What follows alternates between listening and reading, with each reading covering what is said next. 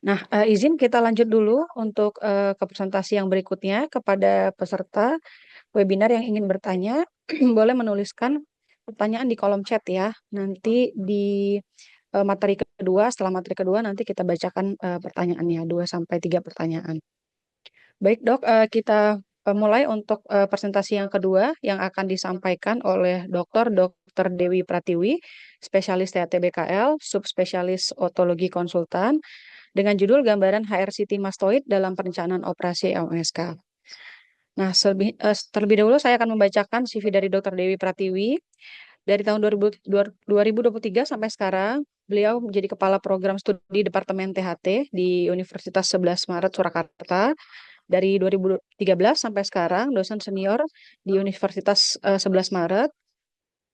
Dan riwayat pendidikan beliau di S1, S2, dan S3 di Universitas 11 Maret, dan profesi dokter di Universitas Pajajaran. Dan ada beberapa kursus dan simposium dari beliau. Kepada Dr. Dewi Pratiwi, dipersilakan dengan segala hormat, Dok. Selamat pagi, suara saya terdengar? Dengar, Dokter? Ya, terima kasih Dokter Maya untuk perkenalannya. Assalamualaikum warahmatullahi wabarakatuh. Selamat pagi dan salam Waalaikumsalam. sejahtera bagi kita semua. Yang saya hormati para senior, sejawat dan seluruh peserta Basic Otologi Endoskopi Course BOS yang kedua yang diselenggarakan oleh Perhati KL Banten. Terima kasih kepada panitia sudah memberikan saya kesempatan, dan pada kesempatan ini saya akan menyampaikan topik mengenai gambaran HRCT mastoid dalam perencanaan operasi otitis media supuratif kronik. Di era saat ini, HRCT temporal bone menjadi pemeriksaan yang sangat penting. Ini tidak hanya untuk menegakkan diagnosis, tetapi juga sebagai panduan utama kita dalam perencanaan tindakan operatif, baik untuk menentukan pendekatan bedah kita maupun untuk mengantisipasi resiko intraoperatif yang akan kita jumpai. Otitis media supuratif kronik merupakan inflamasi kronik persisten pada telinga tengah yang diawali oleh disfungsi tuba Eustachius dan terjadi infeksi berulang di telinga tengah. Proses ini mengaktifasi mediator inflamasi serta pembentukan biofilm yang menyebabkan fibrosis mukosa, hiperplasia epitel, pembentukan polip, dan sklerosis dari mastoid. Seiring berkembangnya pemahaman patofisiologi dari OMSK, di mana OMSK kini dipahami sebagai proses inflamasi kronik yang juga memicu terjadinya remodeling tulang melalui aktivasi dari osteoklas dan enzim-enzim proteolitik, sehingga kita tidak bisa menganggap OMSK sebagai penyakit mukosa saja, tetapi sebagai penyakit yang juga mendestruksi tulang. Proses ini akan menyebabkan erosi dari struktur tulang yang penting seperti osikel, kanal fasialis, tegmen, hingga telinga dalam atau labirin. Dan pada kasus kolesteatoma, destruksi tulang akan menjadi lebih agresif akibat adanya produksi keratin yang sifatnya ekspansif dan invasif. Karena itu, HRCT temporal bone berperan penting dalam menilai derajat destruksi tulang dan perubahan anatomi di telinga tengah secara detail untuk kita dapat merencanakan operasi pada kasus OMSK dengan aman dan tepat. Dan pendekatan diagnosis pada OMSK tentunya dimulai dari klinis pasien. Kita lakukan evaluasi yang komprehensif disertai dengan pemeriksaan otoskopi, baik menggunakan otoskop, otomikroskopi, atau otoendoskopi. Dan ini merupakan langkah awal yang sangat penting untuk kita mengidentifikasi adanya perforasi membran timpani, jaringan granulasi, kolesteatom, ataupun sekret yang berasal dari telinga tengah. Kemudian kita lakukan evaluasi fungsi pendengaran tentunya melalui serangkaian pemeriksaan audiologi seperti yang dijelaskan sebelumnya oleh Dr. Caca. Dan meski diagnosis OMSK ini seringkali kita bisa tegakkan secara klinis, namun terdapat keterbatasan dalam menilai luas penyakit serta keterlibatan dari struktur tulangnya, seperti tadi osikel, tegmen, labirin misalnya. Di sini peran dari HRCT temporal bone menjadi sangat krusial, karena HRCT memungkinkan visualisasi detail dari anatomi tulang secara resolusi tinggi, sehingga kita bisa mengidentifikasi erosi tulang yang sekecil apapun, kemudian adanya ekstensi atau perluasan kolesteatoma, serta variasi dari anatomi tulang temporal yang berpotensi meningkatkan risiko terjadinya komplikasi intraoperatif. Pada OMSK, HRCT temporal bone Ini merupakan modalitas pencitraan terpilih ya, karena mampu memberikan visualisasi secara detail struktur tulang yang tidak bisa kita peroleh hanya dari pemeriksaan klinis. Keunggulan utamanya terletak pada kemampuannya menilai secara spesifik struktur tulang.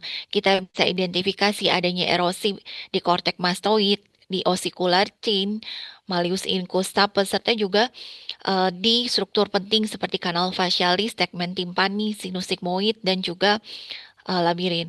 Dan dengan irisan yang tipis, HRCT juga memungkinkan untuk kita lakukan multiplanar reconstruction sehingga kita bisa memahami orientasi anatominya secara 3 dimensi. Kemudian, namun HRCT ini juga memiliki keterbatasan yang kita harus pahami bahwa semua jaringan lunak di telinga tengah, baik itu cairan efusi, granulasi maupun kolesteatom, itu akan tampak sebagai opasitas dengan densitas yang serupa, sehingga kita tidak bisa bedakan secara pasti hanya dengan CT. Artinya, HRCT ini sangat baik untuk menilai bone, tetapi terbatas untuk menilai soft tissue characterization. Dan karena itu HRCT harus selalu dikorelasikan dengan temuan klinis dan audiologi. Tidak bisa berdiri sendiri, tetapi berfungsi sebagai peta anatomi preoperatif kita yang membantu kita menjawab pertanyaan penting seperti seberapa luas penyakit yang terjadi di telinga tengah, kemudian struktur apa saja yang terlibat, dan resiko apa yang mungkin kita hadapi saat operasi, sehingga operasi yang kita lakukan bisa kita harapkan berjalan dengan aman dan terarah. Berikut protokol HRCT temporal bone yang optimal untuk evaluasi MSK. Pertama dari sisi ketebalan, ketebalan irisannya sebaiknya paling tidak 0,6 hingga 1 mm karena ketebalan tipis ini penting untuk kita bisa melihat struktur yang kecil seperti ossicle, kanal facialis. Kemudian juga dari sisi sequence, sebaiknya pemeriksaan dilakukan dengan 3D dan bone setting sehingga detail tulang dapat divisualisasikan secara maksimal. Kemudian yang ketiga, bidang potongan yang digunakan adalah aksial dan koronal. Selain itu bisa juga ditambahkan parakoronal, terutama untuk evaluasi struktur seperti nervus facialis atau crurat dari stapes. Parakoronal ini adalah bidang yang dimodifikasi dari koronal, jadi kita lakukan rekonstruksi multiplanar kita sesuaikan mengikuti orientasi dari nervus facialis karena uh, jalur dari nervus facialis itu tidak lurus dan tidak sepenuhnya sejajar dengan bidang koronal ataupun bidang aksial sehingga harus dilakukan rekonstruksi semi koronal yang mengikuti arah anatominya sehingga kita bisa menilai hubungan anatominya secara lebih akurat untuk mengurangi resiko cederanya nervus facialis saat operasi. Kemudian result atau hasil yang dinilai, HRCT ini akan memberikan informasi mengenai anatomi, surgical anatomi seperti pneumatisasi mastoid, sinus lateral, dura mater, kanal facialis, ossicle, dan juga labirin tulang. Dan juga HRCT ini menilai luas dan penyebaran patologi serta pada kondisi tertentu bisa juga kita uh, gunakan dengan kontras kalau kita curiga adanya tumor. Dan terkait protokol HRCT, maka permintaan yang kita buat ke radiologi adalah HRCT temporal bone jika memungkinkan dengan sequence 3D, slice-nya 0,6 mm, axial dan koronal, dan pada OMSK umumnya dilakukan tanpa kontras, sedangkan kalau ada indikasi khusus seperti tumor, kita bisa minta dengan kontras. Berikutnya kita akan lihat potongan HRCT temporal bone, potongan aksial, di mana cara membaca potongan aksial secara berurutan adalah dari superior atau dari kranial ke inferior atau ke kaudal untuk memastikan tidak ada struktur penting yang terlewat serta memudahkan kita untuk mengidentifikasi anatomi antar struktur di dalamnya. Kita mulai dari struktur yang paling superior dari potongan aksial ini. Struktur pertama yang nampak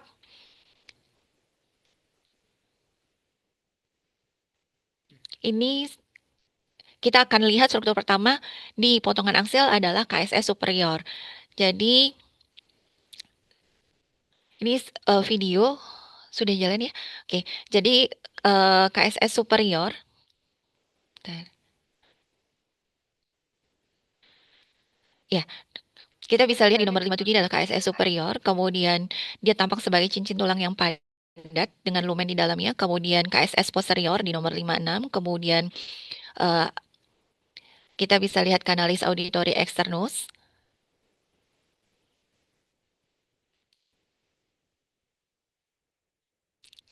Kemudian vestibular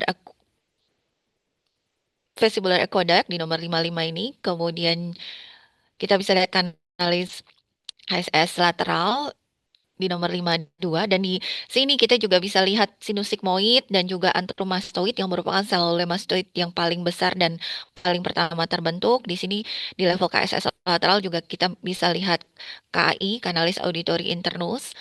Kemudian setelah ini akan muncul osicle yaitu head of malleus dan body of incus yang membentuk gambaran seperti ice cream cone. Kemudian di situ di sebelahnya di situ ada kanalis dari nervus facialis segmen timpani yang berjalan di atas oval window.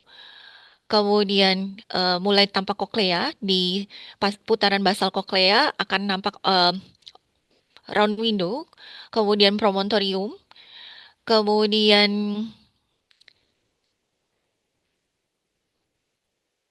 dijalanin lagi, kemudian di sini, oke tadi masih basal koklea bentuknya seperti sosis. Oke, kemudian lanjut.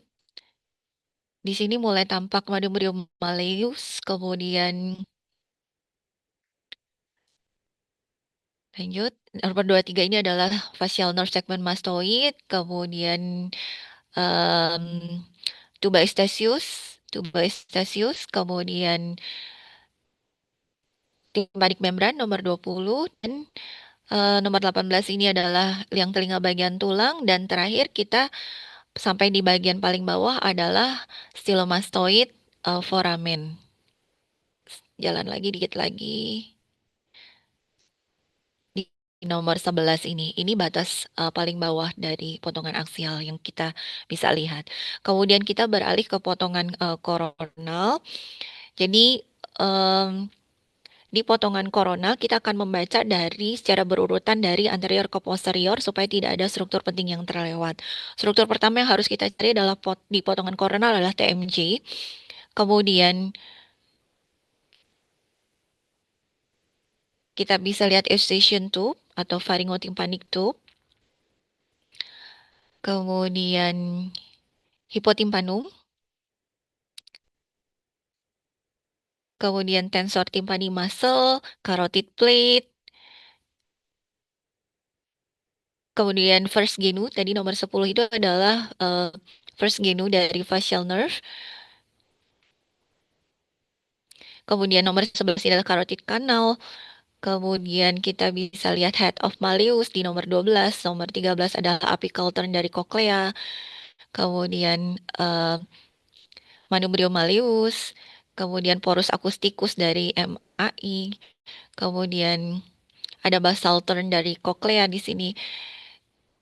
Kemudian facial nerve segment timpani di bawah KSS lateral. Kemudian short process of incus, long process of incus di nomor 31. Di nomor 33 ini adalah oval window. Kemudian di nomor 36 ini adalah promontorium. Kemudian KSS lateral di nomor 38, nomor berikutnya kita bisa lihat antromastoid juga di sini. Kemudian juga round window. Lanjut. Ya, di sini nomor 42 adalah antromastoid. Kemudian round window di nomor 43. Kemudian nomor 47 ini adalah second genu dari facial nerve. Kemudian sampai kita lihat nanti ada segmen mastoid dari facial nerve.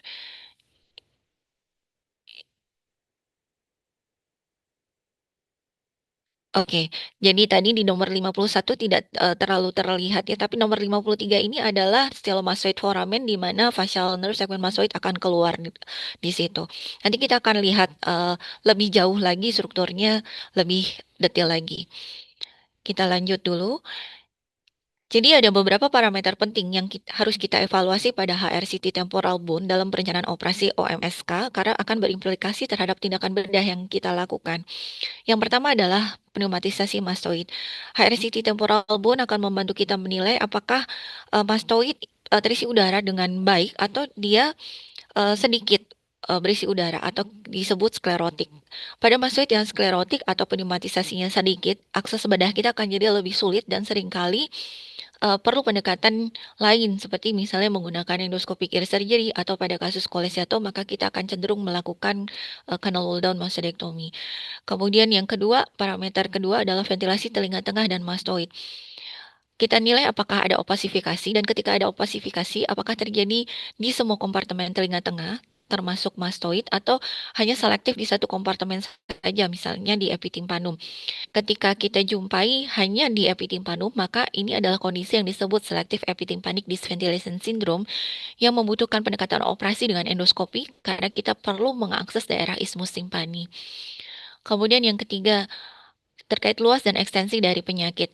HRCT memungkinkan kita menilai apakah penyakit terbatas di cavum timpani atau sudah meluas hingga mastoid atau bahkan ke apex petrosus sehingga akan mempengaruhi luas tindakan bedah yang akan kita lakukan. Apakah cukup melakukan mastectomy simple atau harus dilakukan mastectomy komplit.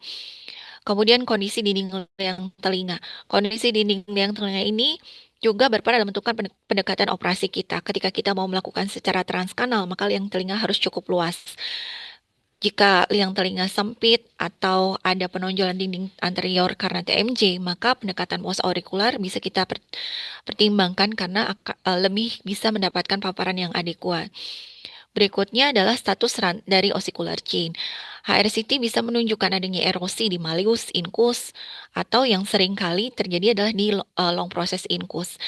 Dan temuan ini akan menentukan kebutuhan rekonstruksi osikel seperti apa yang akan kita lakukan. Apakah kita perlu menggunakan prosesis PORP atau TOP.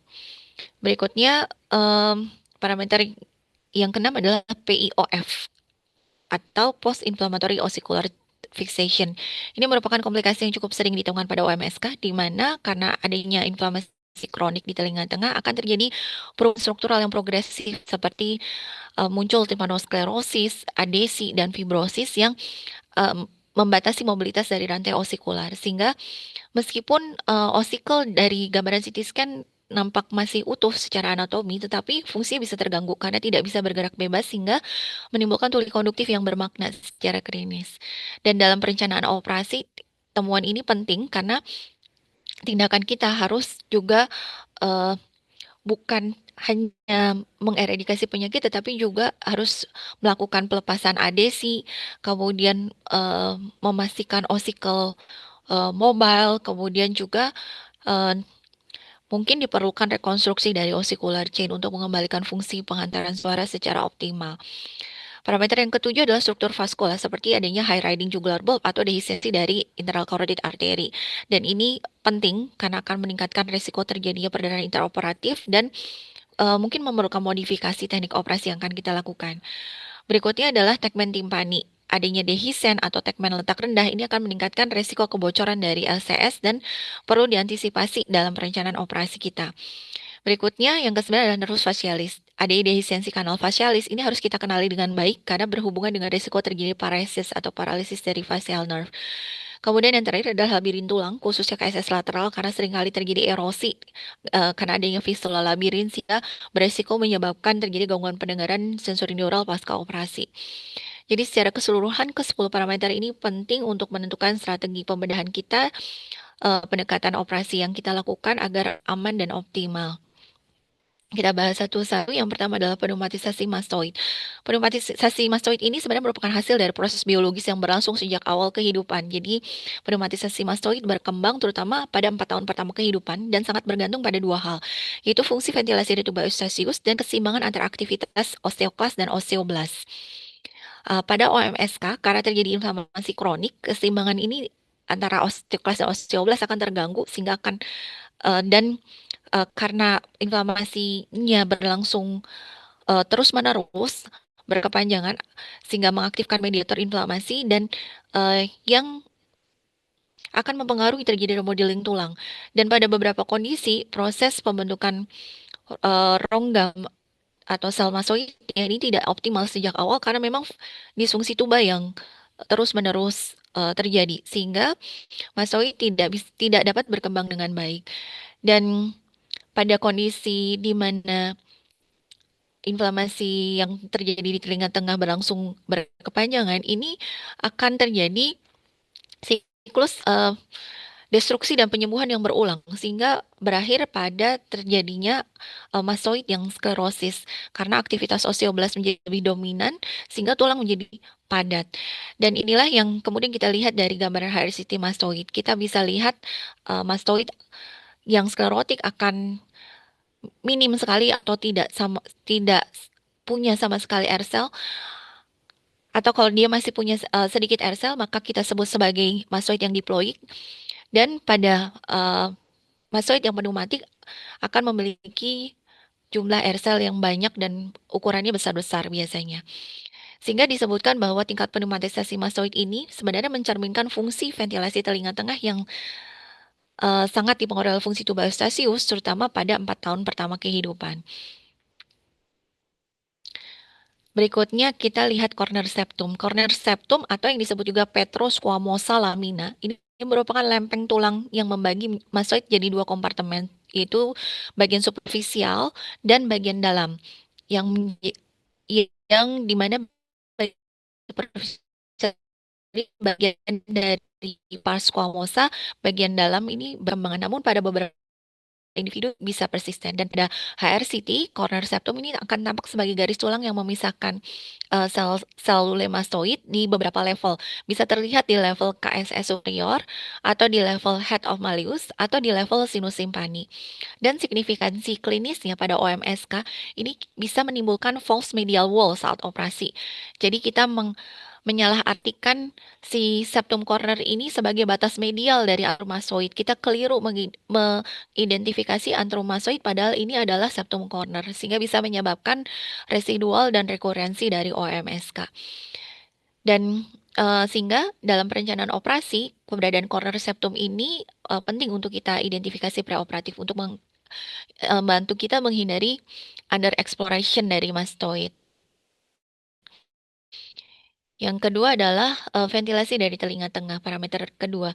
Di slide ini kita menilai ventilasi telinga tengah dan mastoid em, yang direpresentasikan melalui pola opasifikasi yang terjadi. Semakin luas opasifikasi yang terlihat, maka semakin buruk ventilasinya. Dan hal ini mencerminkan derajat disfungsi tuba Eustachius serta beratnya beban patologis di telinga tengah.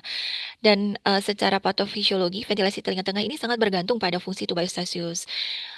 Ketika terjadi disfungsi tuba, maka akan terjadi tekanan negatif yang eh, berat atau berkepanjangan yang menyebabkan gangguan drainase serta akumulasi sekresi dan juga menciptakan lingkungan yang hipoksia sehingga mempertahankan inflamasi yang di telinga tengah berlangsung terus dan juga mengganggu clearance dari mukosiliar dan yang pada akhirnya akan menyebabkan perubahan mukosa serta akumulasi jaringan patologis di dalam rongga telinga tengah dan mastoid. Pada HRCT kita bisa kelompokkan kondisi ventilasi telinga tengah menjadi tiga pola utama, yaitu yang pertama aerasi baik, di mana rongga telinga tengah dan sel mastoid akan tampak terisi udara. Kemudian fungsi berikutnya adalah opasifikasi parsial, di mana sebagian rongga telinga tengah maupun sel mastoid akan terisi jaringan lunak, cairan atau mukosa yang tidak bisa kita bedakan. Ini akan terlihat sebagai densitas yang berwarna hitam di CT scan. Kemudian yang ketiga adalah opasifikasi total. Seluruh rongga telinga tengah dan mastoid akan tampak berisi eh, densitas jaringan lunak. Dan pada kondisi ini ventilasinya tentu buruk dan biasanya berkaitan dengan penyakit yang lebih berat, misalnya kolesteatoma atau infeksi kronik yang persisten. Dan tindakan operasi menjadi lebih kompleks dan seringkali diperlukan pendekatan yang lebih agresif seperti misalnya open cavity dan juga resiko rekurensi biasanya lebih tinggi.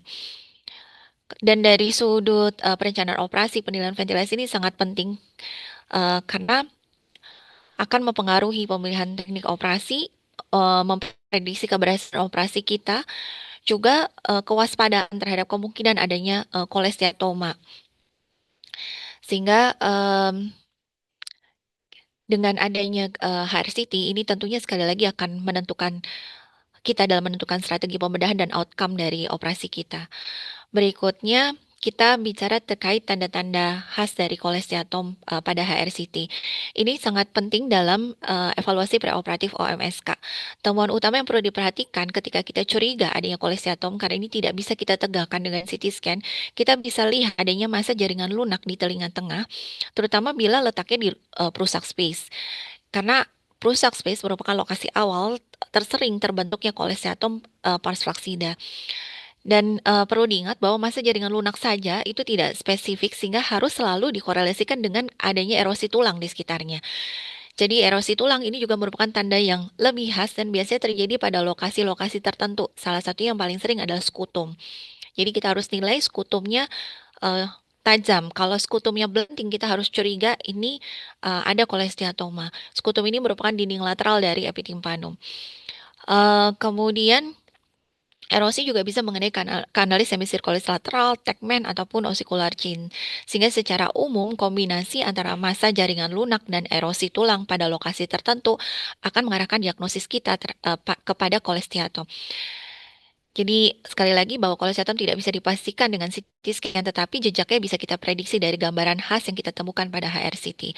Seperti yang terlihat di gambar bagian atas, ini adalah soft tissue mass di daerah perusak space, kemudian disertai gambaran destruksi tulang di sekitarnya yaitu di skutum, dan sebagian osikel yang berada di epitimpanum juga tererosi. Di gambar bawah, ini kita bisa lihat erosi di KSS lateral dan erosi di ossikular chain yang disertai gambaran soft tissue mass di area tersebut.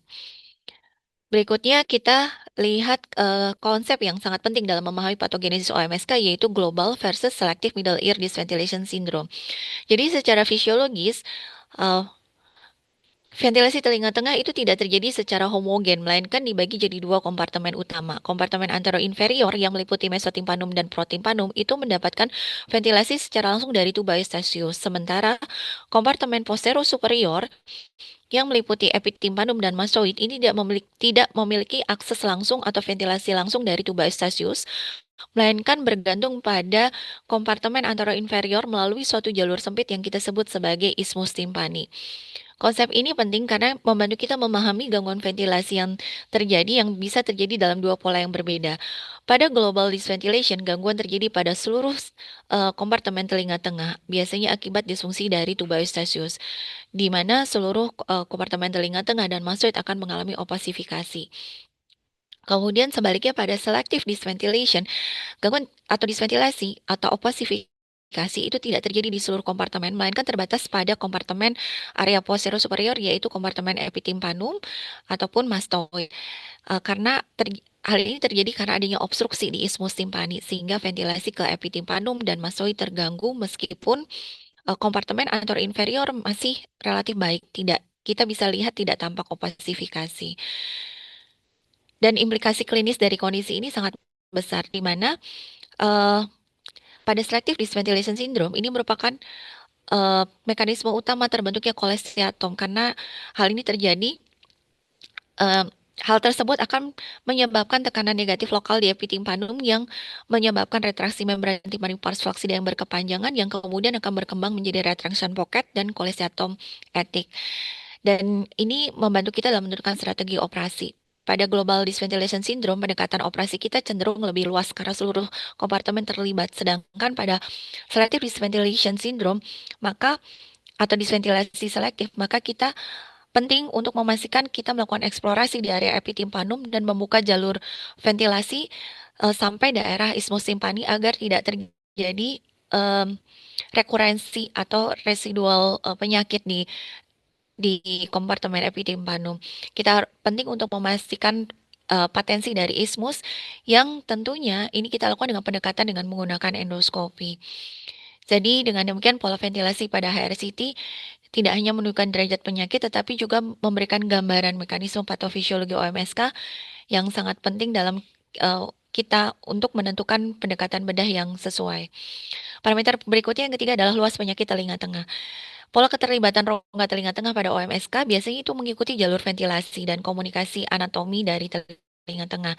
Jadi penyebaran penyakitnya itu tidak terjadi secara acak, tetapi mengikuti kontinuitas ruang anatomi dari telinga tengah menuju mastoid. Biasanya dimulai dari mesotimpanum, yaitu kompartemen yang berisi ossicular chain, kemudian meluas ke epitimpanum, em, dan di daerah ini juga daerah epitimpanum juga perlu kita waspadai. Di sini merupakan daerah terbentuknya kolesteatom akibat retraction pocket ketika terjadi masalah di em, pars flaccida ketika terjadi masalah di etik atau di isthmus timpani. Kemudian dari epitimpanum, proses ini bisa menyebar ke mastoid antrum yang merupakan jalur komunikasi antara telinga tengah dan sistem sel mastoid. Dan keterlibatan antrum menandakan bahwa penyakit sudah meluas ke mastoid. Kemudian bisa meluas lebih jauh lagi ke selule mastoid, bahkan sampai ke tip mastoid. Dengan memahami pola penyebaran ini, kita bisa menilai derajat ekstensi penyakit, menentukan luas tindakan bedah yang kita lakukan. Kemudian kita akan melihat terkait pendekatan transkanal endoscopic ear surgery berdasarkan klasifikasi dari JOS. JOS ini adalah Japan Otological Society, di mana JOS membagi ruang timpanomastoid ini jadi protimpanum, timpani, kavum timpani, etik, dan mastoid sendiri dibagi lagi jadi area antrum dan area antrum superior dan area sentral mastoid di bagian inferior. Di gambar C, keterlibatan masih terbatas di telinga tengah dan etik, sehingga ketika kita mau melakukan transkanal endoskopi ear surgery, kita bisa lakukan dengan non-powered TES. Artinya kita tidak perlu melakukan drilling, hanya membutuhkan kuret, karena kita tidak perlu akses ke daerah mastoid. Pada gambar D, OMSK khususnya kolesteatom konteksnya di sini ya sudah melibatkan antromastoid sehingga kita memerlukan power TES dengan drilling terbatas untuk mencapai area tersebut. Sedangkan pada gambar E ini menunjukkan keterlibatan yang lebih luas hingga mastoid sentral, di mana kolesteatom ini telah meluas melampaui garis Donaldson atau Donaldson line, sekaligus melampaui ujung posterior dari KSS lateral masuk ke mastoid sentral, sehingga diperlukan combined approach antara microscopic ear surgery dan transcanal endoscopic ear surgery. Dan combined approach ini akan membantu mengatasi blind spot dari masing-masing teknik sehingga meminimalkan resiko terjadi residual dari matriks kolesteatoma. Berikutnya kita bicara perluasan penyakit pada OMSK. Ketika kita bicara perluasan penyakit pada OMSK, maka keberadaan sinus timpani perlu kita identifikasi. Sinus timpani ini merupakan area penting di telinga tengah yang harus dievaluasi secara teliti di CT scan terkait kedalamannya, terkait adanya opasitas di sinus timpani. Di sini merupakan lokasi hidden area di mana sering menjadi tempat residual dari kolesteatoma, dan kedalamannya perlu dinilai untuk menilai apakah kita bisa mengangkat lesi secara sempurna atau tidak. Karena semakin dalam sinus timpaninya, maka semakin membutuhkan eksplorasi yang lebih eh, dalam dan lebih eh, difikirkan pendekatan tambahan lainnya. Seperti misalnya pada sinus yang tipe C, maka kita perlu melakukan pendekatan retrofasialis. Kita lihat di sini. Sinus timpani itu bisa diklasifikasi jadi tiga. Tipe A, ketika sinusnya relatif dangkal, tidak melampaui batas medial dari nervus facialis. Tipe B, kalau sinus timpaninya kedalamannya lebih medial dari nervus facialis. Tipe C, kalau sinus timpaninya kedalamannya lebih medial dari nervus facialis dan juga ada ekstensi ke posterior dari nervus facialis. Semakin dalam sinus timpani, semakin tinggi resiko residual disease-nya, dan visualisasi intraoperatif juga menjadi lebih sulit. Disinilah pendekatan tambahan harus kita pikirkan, apakah melakukan dengan kombinasi antara mikroskop dan endoskopi, atau juga perlunya tadi retrofacial approach untuk sinus timpani tipe C untuk membersihkan daerah sinus timpaninya. Kemudian parameter keempat adalah dinding liang telinga.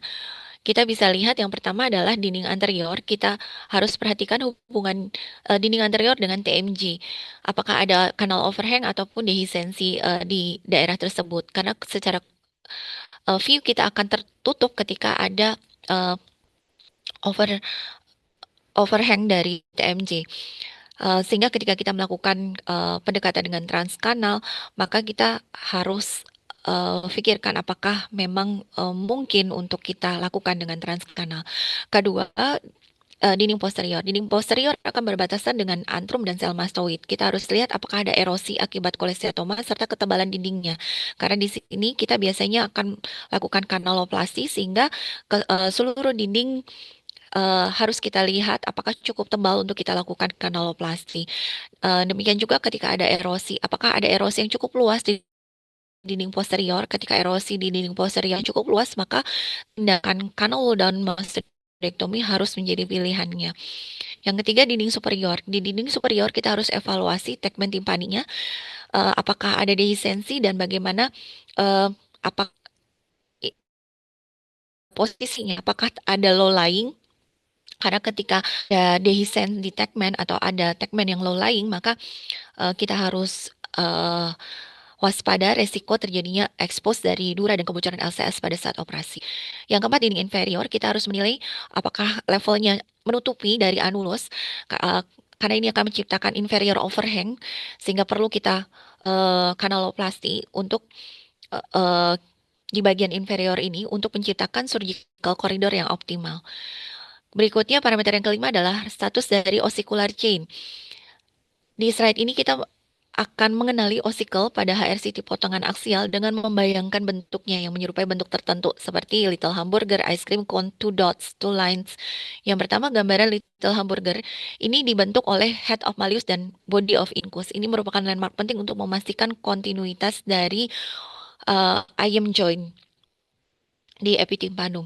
Yang kedua adalah sorry, ya, yang kedua adalah gambaran ice cream cone. Ini em, tadi ayam join dengan head of malleus sebagai es krimnya dan body of incus serta short process incus sebagai cone-nya. Ini penting untuk kita nilai apakah ada diskontinuitas ataupun disrupsi di bagian ayam join tersebut. Kemudian gambaran two lines.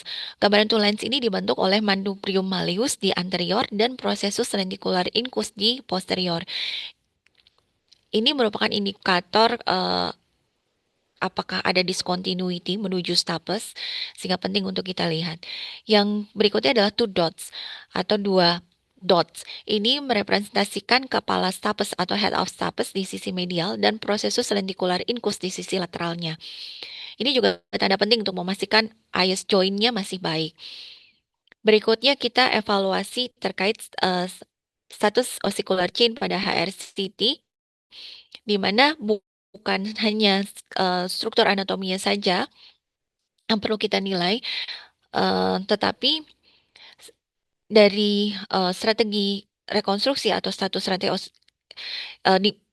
kita melihat dari beberapa aspek. Yang pertama dari strategi rekonstruksi. Status ossicular chain ini akan menentukan jenis ossiculoplasty yang akan terpilih. Apakah cukup tipe 1, tipe 2, tipe 3 atau memerlukan penggunaan prosesis seperti partial ossicular um, reconstruction prostesis ataupun total ossicular reconstruction prostesis. Yang kedua, dalam pemilihan teknik timparoplastik. Timparoplasti yang akan kita lakukan sangat bergantung pada apakah osikelnya masih utuh dan viable atau sudah mengalami erosi atau disruption ataupun fiksasi. Yang ketiga yang tidak kalah pentingnya adalah prediksi hasil audiologisnya. Jadi kondisi rantai osikular praoperatifnya berkorelasi langsung dengan perbaikan airborne gap pasca operasi serta keberhasilan dari perbaikan fungsi pendengarannya. Di gambaran CT scan potongan koronal, kita bisa lihat dua sendi penting yaitu IM joint dan IS joint yang harus dinilai kontinuitasnya. IM joint ini kita bisa bayangkan bentuknya menyerupai gambar hati atau love yang tidak broken gitu ya. Karena kalau broken maka berarti ada uh, disruption atau disartikulasi dari IM joint. Kemudian IS joint ini akan tampak menyerupai bentuk kunci letter L di level oval window. Dan disruption atau disartikulasi pada IM joint maupun pada IS joint ini merupakan temuan penting yang harus kita identifikasi terutama pada kasus OMSK dengan kolesteatom.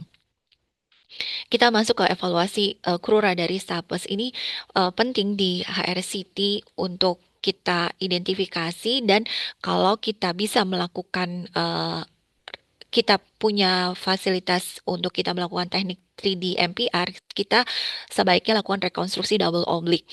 Karena kita bisa memvisualisasi stapes dengan lebih optimal dibandingkan dengan kita lihat dari potongan aksial atau koronal yang standar. Karena stapes ini tidak sejajar dengan bidang aksial maupun koronal, maka kita perlu melakukan reformat supaya kita bisa lihat krura dari stapes. Jadi pada gambar A sampai C kita lihat bagaimana kita melakukan rekonstruksi secara eh, sat, eh, ini secara spesifik mengikuti orientasi anatomi dari stapes. Pada gambar ini kita bisa lihat pada bidang koronal kita pada potongan koronal kita lakukan rekonstruksi di mana reference line-nya kita arahkan memotong oval eh, window, kemudian di potongan sagitalnya juga, dan kombinasi kedua bidang ini kita sebut sebagai double oblique reconstruction, di mana krura stapes akan kita lihat hasil akhirnya di potongan aksial. Krura anterior ditunjukkan oleh panah putih dan krura posterior ditunjukkan oleh panah putih yang putus-putus. Sedangkan footplate stapes ditunjukkan oleh panah merah yang melekat di oval window. Dengan visualisasi ini kita bisa lakukan evaluasi yang lebih akurat terhadap integritas dari suprastruktur dari stapes. Karena kalau sudah terjadi erosi di suprastruktur stapes, maka rekonstruksi yang kita lakukan tidak eh, bisa menggunakan PORP misalnya. Apalagi jika hanya footplate yang tersisa, maka kita bisa pertimbangan untuk menggunakan TORP. Kemudian juga baik di slide berikutnya kita bisa lihat video recordingnya. Jadi di slide berikutnya kita lihat video recording dari 3D MPR yang memperlihatkan bagaimana caranya melakukan rekonstruksi double oblique aksial untuk visualisasi dari crural stapes. Pertama di aplikasi kita pakai pilih jendela 3D MPR. Kemudian akan muncul tinggal potongan aksial, koronal, dan sagital dengan reference lines-nya berupa garis vertikal dan horizontal di masing-masing potongan. Di potongan koronal, posisikan reference lines-nya memotong oval window dan stapes. Kemudian di potongan sagital, posisikan reference lines-nya juga memotong oval window dan stapes. Hasil akhirnya kita akan lihat di potongan aksial. Di potongan aksial akan tampak krura anterior dan krura posterior dari stapes. Oke, berikutnya parameter keenam adalah PO post in, PIOF, post inflammatory ossicular chain fixation, atau eh,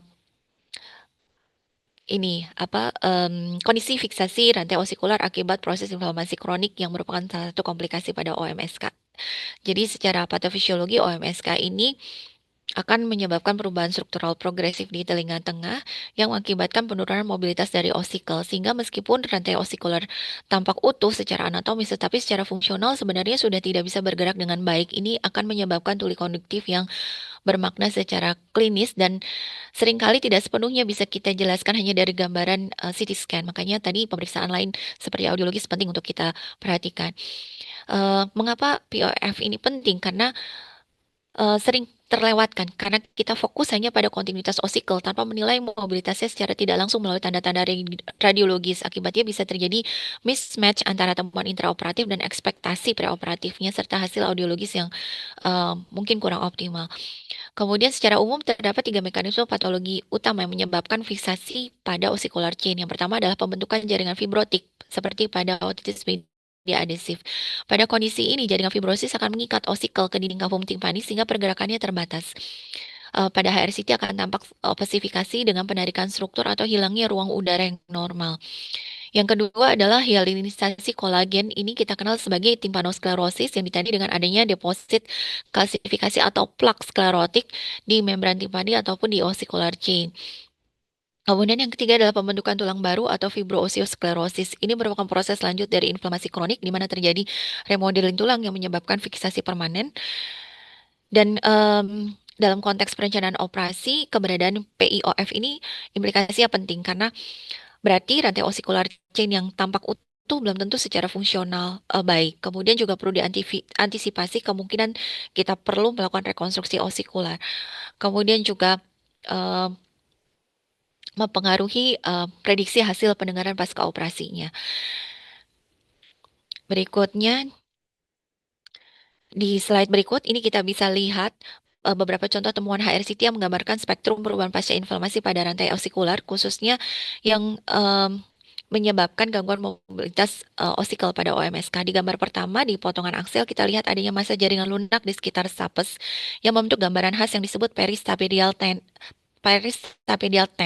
Ini mencerminkan adanya jaringan inflamasi kronik atau jaringan fibrotik yang membungkus stapes. Dan secara klinis, kondisi ini penting karena bisa menyebabkan fiksasi dari stapes meskipun struktur tulangnya masih utuh, sehingga transmisi atau konduksi hantaran konduksinya tentu akan terganggu. Kemudian yang gambar kedua, ini kita bisa lihat timpanosklerosis, yaitu terjadi hyalinisasi kolagen yang kemudian mengalami kalsifikasi. Pada HRCT bone window akan tampak sebagai densitas tinggi di epitimpanum. Dan ini sering mengenai rantai osikular di daerah inkus dan stapes dan menyebabkan kekakuan mekanik. Meskipun tidak selalu menyebabkan erosi, timpanosklerosis ini akan menyebabkan hambatan gerakan osikel dan menjadi penyebab munculnya tuli kognitif yang bermakna. Gambar ketiga ini adalah kondisi yang lebih lanjut, yaitu pembentukan tulang baru atau fibroosteosklerosis. Di sini ice cream cone-nya kelihatan ada dua ini ya, ada dua kepala gitu. Jadi di sini tampak deposit tulang padat berukuran besar di daerah epitimpanum. Ini terjadi akibat remodeling kronik akibat inflamasi yang berkepanjangan. Dan pada kondisi ini terjadi osifikasi yang masif sehingga menyebabkan fiksasi permanen dan bisa mengubah anatomi normal dari kavum timpani. Jadi dari ketiga gambaran ini kita bisa memahami bahwa gangguan pendengaran tidak selalu disebabkan oleh erosi osikel saja, tetapi juga oleh fiksasi akibat jaringan fibrotik, kalsifikasi, ataupun pembentukan tulang baru. Berikutnya parameter ketujuh adalah struktur vaskular di telinga tengah. Jadi interpretasi HRCT pada OMSK ini juga harus mencakup evaluasi struktur vaskular di daerah temporal bone, di mana variasi anatomi atau kelainan posisi struktur vaskular besar akan secara signifikan meningkat risiko komplikasi serius, eh, termasuk terjadinya perdarahan masif intraoperatif dan cedera vaskuler yang bisa mengancam jiwa. Ada tiga struktur vaskular utama yang wajib dinilai. Yang pertama adalah sinus sigmoid, di mana posisi yang lebih ke anterior bisa membatasi ruang kerja kita saat melakukan cortical mastodectomy. Kemudian bulbus jugularis, terutama bila terjadi high riding atau dehiscent karena berisiko cedera pada saat kita mengeksplorasi telinga tengah atau daerah hipotimpanum khususnya. Kemudian arteri karotis interna atau AIK, di sini bisa terjadi aberrant course atau jalur yang tidak eh, normal, atau bisa terjadi dehiscensi sehingga sangat berbahaya karena bisa kita salah artikan sebagai jaringan granulasi dan bisa. Berikutnya, struktur vaskular pertama yang akan kita lihat adalah sinus sigmoid.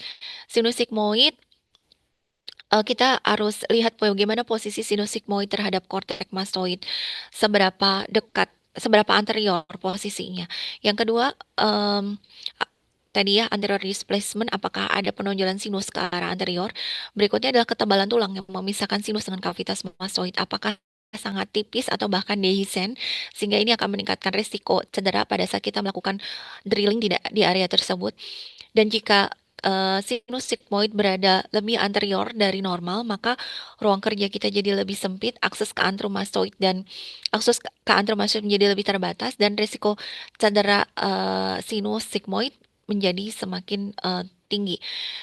Kemudian eh, untuk menilai derajat dari protrusi sinus sigmoid, kita bisa menggunakan klasifikasi Ichijo, di mana di klasifikasi Ichijo ini sinus sigmoid dilihat hubungan relasinya atau rasionya antara kedalaman sinus dan lebar sinus. Di klasifikasi ini sinus sigmoid bisa dibagi jadi tiga tipe protrusif. Pada tipe protrusif, sinus sigmoid menonjol jauh ke anterior, dan ini tipe yang paling beresiko menyebabkan terjadinya cedera pada sinus sigmoid. Kemudian yang kedua, half moon type, posisinya tidak terlalu ke anterior tetapi ada penonjolan ke anterior. Kemudian saucer type, di tipe saucer sinus relatif lebih posterior dan dangkal, sehingga tipe saucer ini merupakan tipe yang paling aman ketika kita melakukan pendekatan operasi eh, pada mastodektomi. Kemudian struktur vaskular berikutnya adalah jugular bulb. Jugular bulb, di sini kita harus menilai apakah ada high riding jugular bulb, di mana posisi jugular bulb lebih tinggi dari yang seharusnya mencapai hipotimpanum atau bahkan mendekati anulus dari membran timpani. Yang kedua, apakah ada dehiscence, yaitu defek tulang yang menyebabkan jugular bulb akan langsung berbatasan dengan kavitas timpani tanpa adanya proteksi tulang. Dan kita bisa lihat relasinya terhadap lantai dari eh, liang telinga ataupun terhadap hipotimpanum. Karena ketika ketinggiannya menjadi lebih melewati lantai dari liang telinga ataupun hipotimpanum, maka kita sebut sebagai high riding. Kemudian eh, struktur pembuluh darah besar berikutnya adalah arteri karotis interna. Yang pertama yang perlu kita nilai adalah integritas dinding kanalnya, apakah intak atau ada defek atau bahkan ada dehiscence. Dan seringkali ketika ada dehistensi, internal carotid artery ini akan tampak menonjol ke kavum timpani.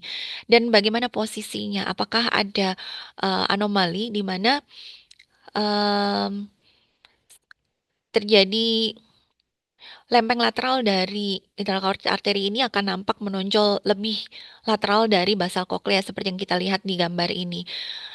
Dan ketika ada dehistensi, jadi carotid plate-nya tidak nampak diliputi oleh tulang, maka arteri karotis ini akan beresiko menyebabkan cedera karena sekali lagi bisa salah diartikan sebagai jaringan patologis ataupun jaringan granulasi yang bisa kita ganggu gitu ya pada saat kita melakukan eksplorasi di daerah tersebut.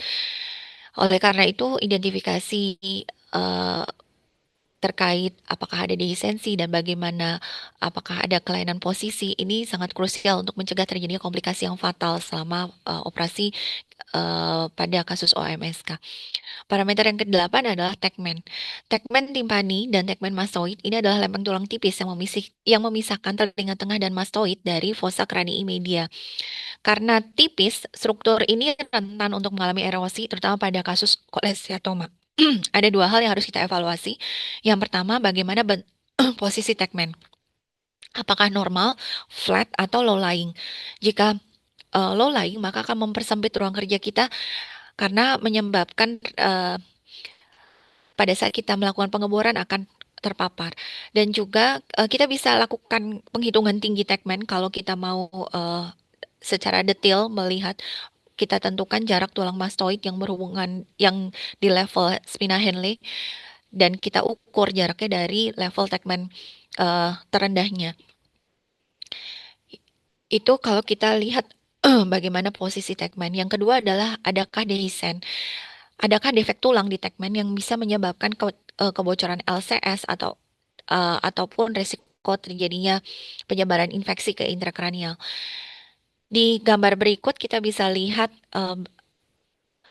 contoh kondisi low lying tegmen pada HRCT.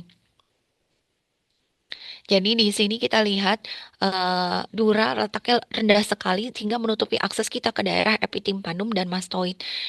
Dan em, pada kondisi seperti ini tentunya kita sangat tidak mungkin melakukan cortical mastodectomy karena resiko kita akan ketemu dengan dura. Dan ini harus kita lihat kita kenali sebelum operasi. Dan kita harus berpikir pendekatan lainnya seperti misalnya menggunakan endoskopi. Em, karena pendekatan bedah yang dilakukan tentu menjadi sangat beresiko kalau kita akses lewat mastodektomi. Berikutnya parameter yang ke-9 adalah nervus facialis. Nervus facialis ini memiliki 6 segmen utama yang namun dalam konteks operasi pada OMSK yang paling relevan adalah segmen labirin, segmen timpani, dan segmen mastoid. Pada HRCT kita harus mampu melacak kontinuitas kanalis facialis secara utuh dan menilai apakah ada erosi tulang akibat kolesteatom, misalnya adakah dehistensi dari kanal facialis atau adakah perubahan posisi akibat proses penyakit atau memang variasi anatomi. Berikutnya, em, jadi kita akan fokus ke segmen timpani dan segmen mastoid karena secara klinis penting dan secara langsung berkaitan dengan area kerja kita pada saat kita melakukan operasi di telinga tengah. Di sini kita bisa lihat pada potongan aksial secara berurutan dari gambar A sampai D. Kita bisa lihat perjalanan nervus facialis mulai dari segmen labirin Setelah itu first genu pertama, belokan pertama dari facial nerve, kemudian lanjut ke segmen timpani atau segmen horizontal nama lainnya, kemudian masuk ke belokan kedua atau second genu, kemudian eh, beralih menjadi segmen mastoid menuju ke foramen silomastoid. Pada potongan koronal di gambar E kita bisa eh, kenali dengan cara mudah nervus facialis, di mana di sini ada dua segmen yang bisa kita lihat secara bersamaan, yaitu segmen labirin dan segmen timpani dari nervus facialis. Segmen labirin letaknya posisinya lebih medial. Di sini kita lihat gambarannya seperti siput atau Gary, siputnya SpongeBob. Jadi mata dari siput itu adalah segmen labirin dan segmen timpani dari nervus facialis. Berikutnya adalah segmen mastoid. Segmen mastoid ini merupakan landmark penting yang harus kita kenali saat kita melakukan mastoidektomi karena hubungannya dekat dengan selule mastoid dan rentan terjadi erosi ketika ada kolesiatom. Sehingga kita harus lihat bagaimana kontinuitas kanalis facialisnya, adakah dehiscent, adakah erosi, dan ketika kita lihat dari potongan aksial, karena ini adalah segmen yang berjalan secara vertikal, dia akan tampak sebagai bentuknya akan tampak sebagai bagian dari air cell. Jadi cara kita mengenali mana segmen mastoidnya, kita cari potongan yang ada round window-nya. Kemudian kita cari air cell yang berada di depan round window yang terisi oleh soft tissue. Itu adalah facial nerve segmen mastoid. Kemudian dia akan berjalan keluar melalui foramen silomastoideus. Kemudian eh, di potongan koronal kita bisa lihat nervus facialis segmen mastoid secara utuh karena dia berjalan secara vertikal dan juga kita bisa identifikasi keluarnya lewat silomastoid foramen. Berikutnya, perjalanan nervus facialis di dalam tulang temporal ini akan berbelok dua kali. Tadi ya, seperti sudah disampaikan, belokan pertama di ganglion geniculatum, yang kedua di KSS lateral di second genu, yaitu di antara segmen timpani dan segmen mastoid. Dan karena nervus facialis tidak sejajar dengan bidang aksial maupun bidang koronal, terutama di belokannya, maka kita perlu melakukan rekonstruksi multiplanar atau 3D MPR. Tentunya dengan aplikasi yang tersedia di rumah sakit atau menggunakan aplikasi secara mandiri di laptop kita dengan Radian atau Horos atau Osirik, kita bisa lakukan rekonstruksi yang disebut double oblique sagittal, di mana kita akan menampilkan jalur nervus facialis, terutama segmen timpani dan mastoidnya dalam satu bidang kontinu. Jadi dari dataset aksial HRCT, kita tarik garis mengikuti arah segmen timpani nervus facialis dari ganglion geniculatum ke posterior sebagai garis oblik pertama kita. Selanjutnya di gambar B di potongan koronal ditentukan orientasi kedua agar bidang rekonstruksinya sejajar dengan jalur vertikal nervus facialis sehingga terbentuk double oblik sehingga terbentuk double oblik. Dan hasil rekonstruksi ini akan memperlihatkan secara jelas mastoid. Jadi kita lihat hasil akhir di potongan sagittal. Di sini kita bisa lihat segmen timpani, second genu, dan segmen mastoid, dan juga KSS lateral dalam satu bidang. Dan normalnya KSS lateral ini letaknya superior terhadap nervus facialis atau second genu, sehingga ini jadi landmark yang penting, apakah letaknya normal atau tidak gitu ya, apakah ternyata ada perubahan posisi, dia tidak terlalu medial terhadap KSS lateral, maka itu harus kita identifikasi. Oke, di slide berikutnya kita akan lihat video recording dari 3D MPR, bagaimana kita melakukan 3D MPR. Di video ini yang kita reformat adalah nervus facialis kiri. Pertama di aplikasi kita pakai pilihan jendela 3D MPR, kemudian akan muncul tiga potongan, aksial, koronal, dan sagittal dengan reference lines-nya. Pertama di potongan aksial kita posisikan reference line-nya sejajar dengan nervus facialis segmen timpani. Kemudian kita pindah ke potongan koronal, posisikan reference line. Hasil akhirnya kita lihat di potongan sagittal. Akan tampak segmen timpani, genu kedua, dan segmen mastoid ada dalam satu bidang, di mana genu kedua letaknya lebih medial dari KSS lateral. Oke, berikutnya parameter terakhir adalah labirin tulang. Labirin tulang yang mau kita lihat dari CT scan yang pertama adalah koklea. Pada bagian apex dan medial koklea akan membentuk gambaran khas seperti daun semanggi atau clover-like shape. Sementara bagian basal turn cochlea akan memiliki bentuk yang lebih lonjong menyerupai sosis, dan ini merupakan bagian yang paling sering terlihat pada level telinga tengah karena berhubungan langsung dengan promontorium. Jadi di level saat kita mengidentifikasi cochlea, kita juga perlu eh, melihat bagaimana oval window dan round window-nya, demikian juga hubungannya dengan nervus facialis. Kemudian juga labirin tulang yang berikutnya adalah KSS, kanalis semicircularis. Yang pertama adalah KSS superior. Ini akan tampak sebagai struktur yang tegak lurus terhadap sumbu panjang dari tulang temporal, aksis tulang temporal. Ini kita lihat KSS superior letaknya tegak lurus terhadap sumbu tulang temporal tadi. Ini merupakan batas superior dari labirin sekaligus batas superior kita pada saat membaca CT scan potongan aksial. Yang kedua adalah kanalis semicircularis posterior. Dia akan berjalan sejajar dengan sumbu panjang tulang temporal untuk membedakan mana KSS superior, mana KSS posterior. Maka kita lihat apakah dia sejajar atau tegak lurus terhadap sumbu panjang tulang temporal. Yang ketiga adalah KSS lateral. Gambaran khasnya ini adalah signet ring. Ini merupakan landmark yang paling mudah dikenali pada CT scan potongan aksial. Letaknya di atas oval window dan posterior terhadap segmen timpani nervus facialis, sehingga sangat penting untuk menentukan lokasi dari facial nerve saat operasi. Selain itu juga kita bisa lihat vestibular aqueduct yang biasanya kalau pada kasus OMSK ini tidak nampak kelainan ya, ini pada kasus kelainan kongenital biasanya.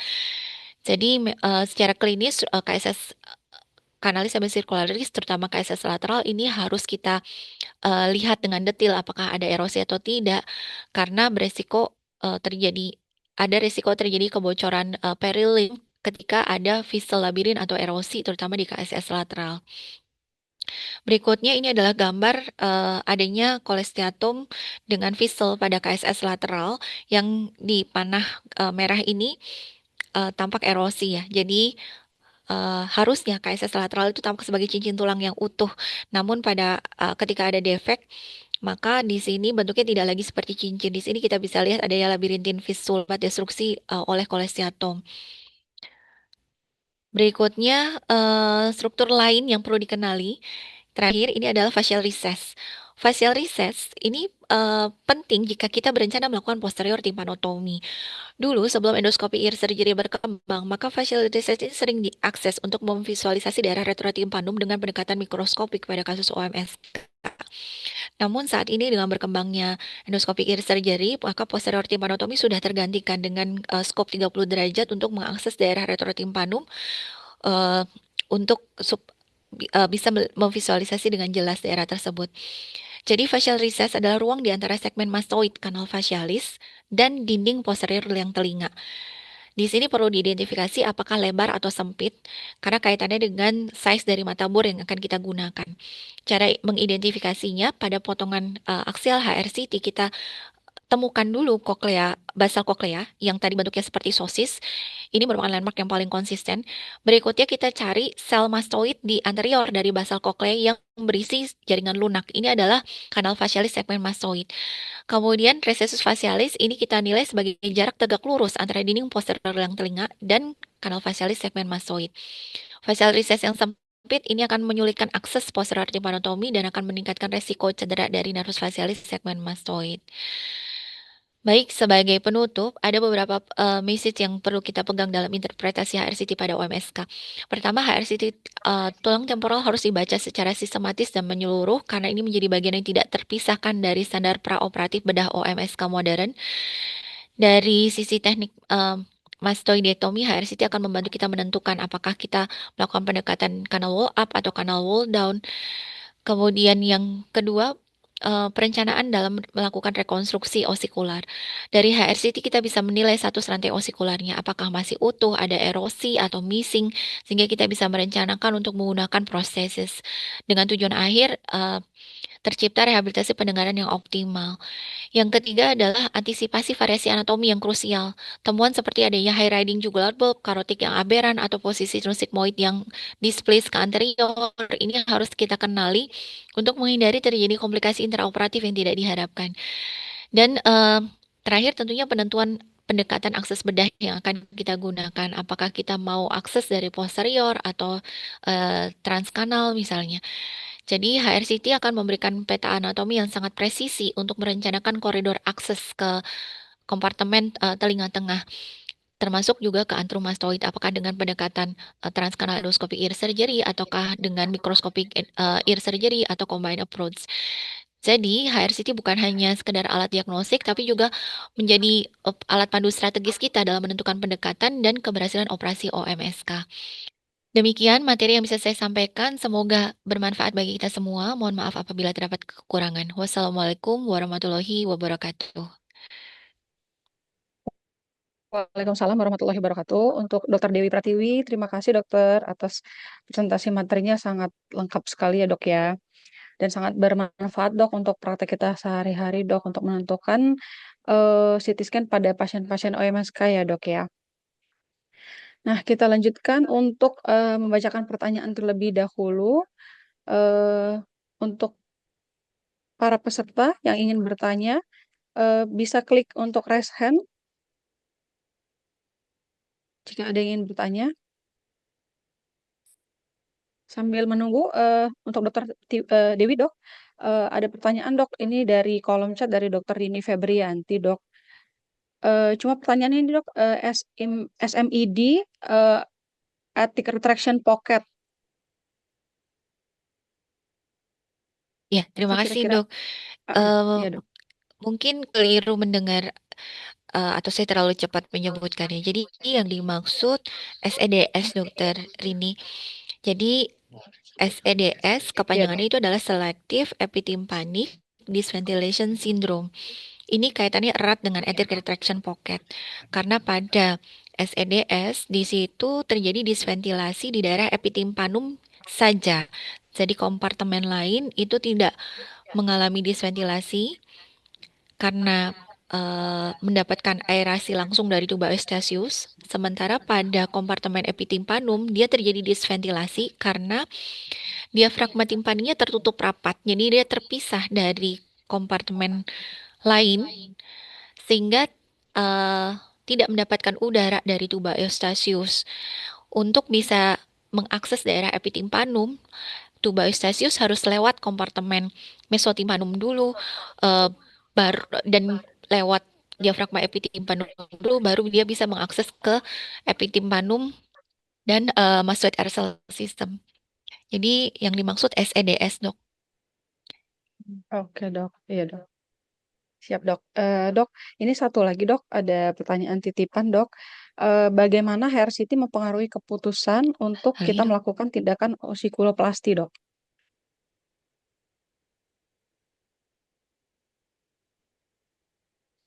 Iya, dok. Jadi HRCT ini kita akan bisa lihat apakah ada erosi di tulang tulang di di ossicular chain.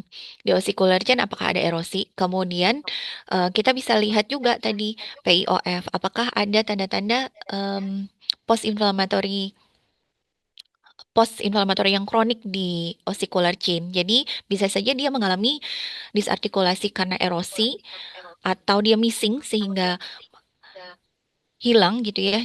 Jadi rangkaian tulang pendengarannya tidak lagi utuh gitu, atau meski dia nampak utuh di HRCT tapi ternyata di situ ada sclerotic patch, ternyata di situ ada eh, apa namanya deposit, ini terbentuk tulang penulangan baru gitu ya, yang tadi disebut PIOF. Nah, ketika ada PIOF, post inflammatory ossicular chain fixation, maka meski dari HRCT dia nampak utuh, tidak nampak erosi, bisa saja terjadi gangguan pendengaran yang sifatnya konduktif yang cukup signifikan.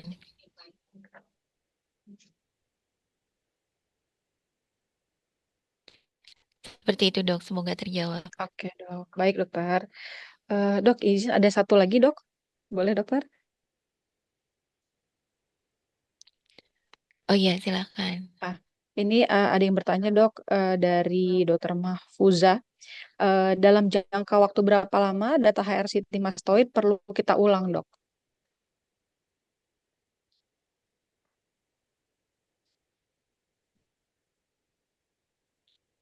Ya, jadi memang CT scan ini idealnya terkini gitu ya. Jadi kondisi inflamasi yang terjadi di waktu yang em, sudah cukup lama, misalnya karena kita punya HRCT-nya sudah lama, itu tentu tidak bisa mencerminkan yang saat ini gitu, terutama terkait ventilasi di telinga tengahnya. Jadi kalau kita sih biasanya batasan idealnya 3 bulan. Jadi ketika tapi tergantung klinisnya ya dan tergantung kasusnya. Kalau dia OMSK tipe aman atau OMSK benigna, maka 3 bulan itu masih kita toleransi gitu. Jadi tergantung klinisnya sih. Kalau dia kasusnya kolesteatom, 3 bulan itu cukup panjang karena ada banyak hal yang akan terlewatkan gitu ketika kasusnya kolesteatom karena kita tahu progresivitasnya itu bisa cepat dan biasanya nggak 3 bulan itu terlalu lama ketika kita melakukan CT scan pada kasus kolesteatom nggak lama itu pasien akan bermasalah biasanya akan muncul komplikasi-komplikasi yang lain dalam waktu yang tidak cukup yang tidak terlalu panjang. Jadi memang kalau kasusnya adalah non kolesteatoma, saya rasa 3 bulan asal tidak disertai perubahan klinis yang bermakna itu masih cukup ideal.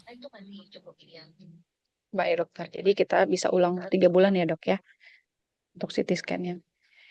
Baik dokter, terima kasih dokter atas presentasinya dok, untuk dokter Dewi.